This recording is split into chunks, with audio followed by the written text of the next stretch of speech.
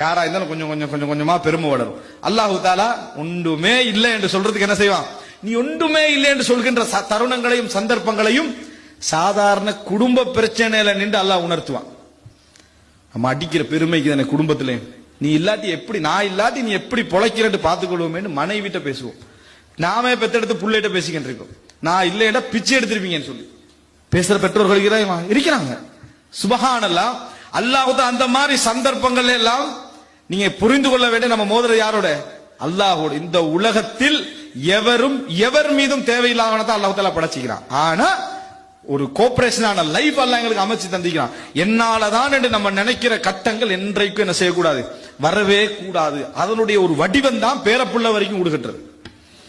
அதனோட வடிவம் தான் நம்ம உடனே இந்த புள்ளையோட நிலைமை என்ன ஆகுறது, நீ இல்லாட்டி என்ன ஆகும் நினைக்கிற, நீ உனக்கு என்ன ஆகிச்சு, உன்னையோட வாப்பா நாடு ரோட்ல விட்டுட்டு போயிருப்பாரு, அவரால் முடிஞ்சது அவ்வளவுதான்.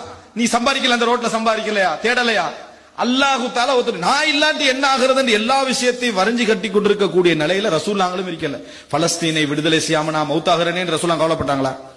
பலஸ்தீனை ரசூலுல்லாஹ் மௌத்தாகல, பலஸ்தீன் விடுதலை இல்ல, கவலைப்பட வேண்டியவர் அல்லாஹ்வுடைய தூதர். இதை விடுதலை செய்யாம நான் மௌத்தாகிறேன்னு ரசூலுல்லாஹ் என்ன செய்யல, எனக்குரிய கடமையை நான் செஞ்சு முடிச்சிட்டேன்னு மக்கள்கிட்ட கேட்டாங்க.